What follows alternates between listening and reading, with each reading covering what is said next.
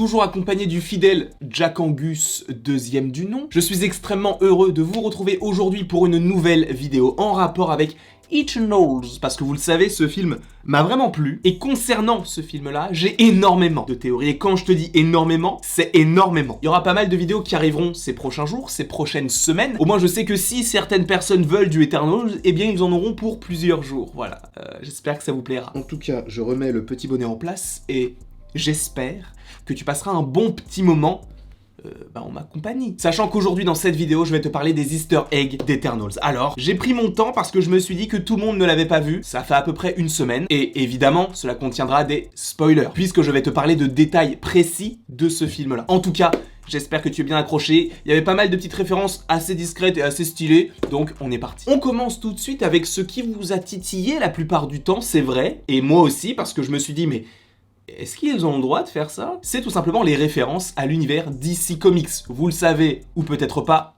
vous le savez. Il est clair qu'entre DC et Marvel, il y a une concurrence, que ce soit au niveau des comics ou même au niveau des films. Alors la question n'est pas de savoir qui est devant l'autre ou quoi aux caisses, ce n'est pas le sujet. Cependant, ce qui est assez intéressant, c'est que DC est le concurrent direct à Marvel. Dans le film Eternals, tu as plusieurs références à l'univers de DC, sachant que certaines personnes s'imaginent un jour avoir un crossover entre DC et Marvel, notamment The Rock qui en a parlé lors de questions en rapport avec Red Notice, puisque je vous rappelle que Red Notice, c'est avec The Rock, Gal Gadot, Wonder Woman et Ryan Reynolds, Green Lantern / Deadpool. La question est venue sur le tapis et justement lui, The Rock a dit on ne sait jamais ce qu'il peut se passer, on sait, ça n'arrivera pas, je suis personne pour le dire, mais ça... Non, ça n'arrivera pas, je ne pense pas. En tout cas, bref, passons sur ce petit détail DC Marvel. Et justement, tu as au moins deux références à l'univers DC dans ce film Eternals. La première référence, c'est tout simplement quand certains des Éternels vont en Australie pour essayer de contacter Gilgamesh et Tena. Et donc Kingo est accompagné de son valet, je crois qu'il s'appelle Karun. Et donc Karun lui dit « Je suis le valet de Kingo ». Et Gilgamesh dit « Ah, mais c'est comme Alfred et Batman ». Une référence à Batman dans un film MCU.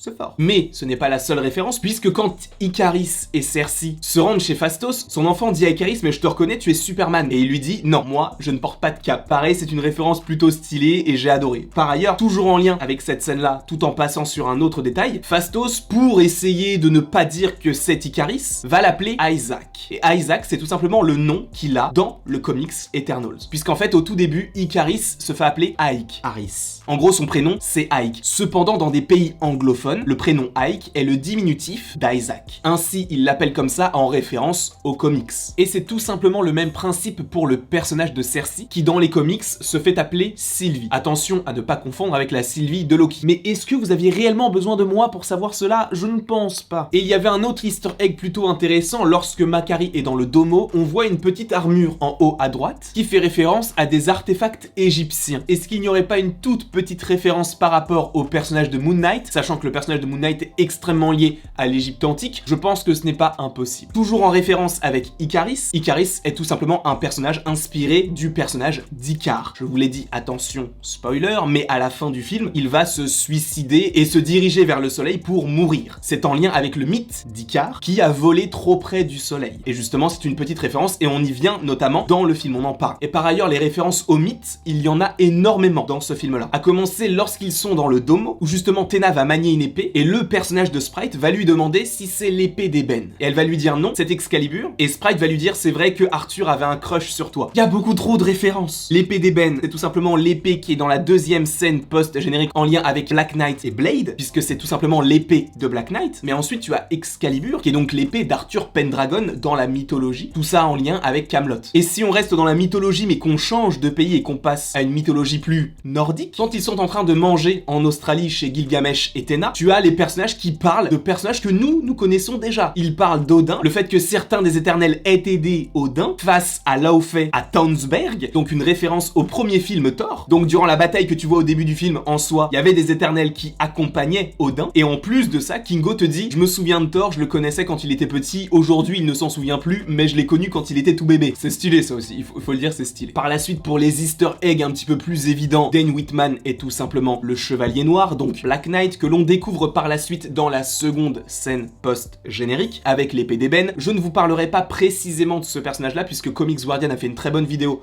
sur le sujet, donc je vous renverrai directement à sa vidéo. En plus de ça, il y a d'autres petites références, évidemment encore une fois logiques, puisque ce sont des choses que l'on avait déjà vues dans le premier trailer, il me semble, où tu as Sprite qui mentionne Captain Rogers et Iron Man, et tu comprends que tous les deux sont morts. Et de toute façon, on sait que ce film prend place quasiment juste après Endgame, parce qu'à la télé, on te parle du blip, donc le claquement de doigts de Thanos et le retour des gens. Ensuite, une autre petite anecdote, ou en tout cas petit easter egg, c'est que nous avons donc un combat qui oppose Tena et Crow. Et il faut savoir que dans le film, ils n'ont pas de réel lien, si ce n'est que Crow a tué Gilgamesh qui était, entre guillemets, très connecté à Tena. Ce qui fait que Tena veut prendre sa revanche et Crow va surtout affronter Icaris, mais aussi Tena. Pourquoi est-ce qu'il y a ce lien entre Tena et Crow? Parce qu'en fait, dans le comics que je suis en train de lire, j'ai découvert que Tena et Crow avaient une relation, donc ils étaient amoureux à une certaine époque. Là, ils ont essayé d'arranger l'histoire, mais dans les comics, ils ont quand même une petite connexion. Ensuite, évidemment, à un moment donné, tu as Dane Whitman qui te parle de magicien, de sorcier, et en fait, il parle de Doctor Strange, en parlant à Cersei, en lui demandant si elle est comme lui. En plus de ça, tout à l'heure, je te parlais de la mention du blip, donc du claquement de doigts, mais quand est-ce qu'on l'entend? C'est quand ils sont encore à Londres et qu'ils allument la télé. Et quelle est la chaîne? WHIH, qui est tout simplement la chaîne référence de Marvel Studios. Dans n'importe quel programme, en général, tu as ce petit logo. Tu l'as notamment dans The Falcon and the Winter Soldier, il me semble que tu l'as même dans les séries Netflix, donc cette chaîne-là, elle est partout. Autre petite référence mignonne qui est également dans le trailer, à un moment donné, quand ils sont chez Phastos, Icaris demande si sa table est en vibranium, il la casse, c'est une table Ikea collection automne. Tu fais référence au matériau le plus puissant du monde, qui est donc en grande partie au Wakanda. Ensuite, sans forcément rentrer dans trop de détails, tu as dans la première scène post-générique Eros, donc le frère de Thanos, et Pip le troll, et ce sont deux personnages que l'on évoquera un petit peu plus tard dans une autre vidéo concernant l'histoire de Star Fox. Puisque ça peut être assez intéressant de savoir s'il est gentil, s'il est méchant, quels sont ses pouvoirs, quel peut être son avenir dans le MCU, c'est une question qu'on peut évidemment se poser et je me la poserai dans cette vidéo, donc j'espère que tu seras présent, bonhomme. Et bien évidemment, comment ne pas finir cette vidéo avec le caméo vocal de Mahershala Ali à la fin du film, dans la deuxième scène post-générique, où il dit « Est-ce que vous êtes prêt, monsieur Dane Whitman ?» Boum, fin du film. Voilà, je ne peux qu'être hypé, sachant qu'une vidéo est prévue, il me semble, mi du mois, à peu près. Et je vous donne le titre de suite. Un trio Moon Knight, Black Knight, Blade, est-il possible dans le MCU? Oui. Oui, mais attends la vidéo. Elle peut être sympathique, je ne te la survends pas, mais elle peut être sympathique. En tout cas, j'espère que vous avez apprécié cette vidéo. Cette liste est évidemment non exhaustive dans le sens où j'ai sélectionné des choses que j'ai pu trouver dans le film et évidemment, j'ai pas un œil de lynx, je n'ai vu le film que 2 fois, donc c'est assez complexe de remarquer tous les easter eggs, donc peut-être que vous en avez remarqué d'autres et donc n'hésitez pas à les mettre en commentaire. N'hésitez pas non plus à aimer, à partager et à vous abonner, cela me ferait bien évidemment extrêmement plaisir. Et après toute cette longue vidéo, il ne me reste plus qu'à vous dire à la prochaine pour la prochaine.